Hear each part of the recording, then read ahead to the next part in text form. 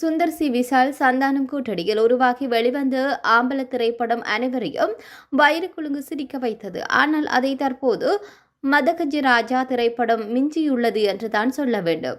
அந்த அளவிற்கு இவர்களுடைய கோம்போ மக்கள் மத்தியில் நல்ல வரவேற்பை பெற்றுள்ளது.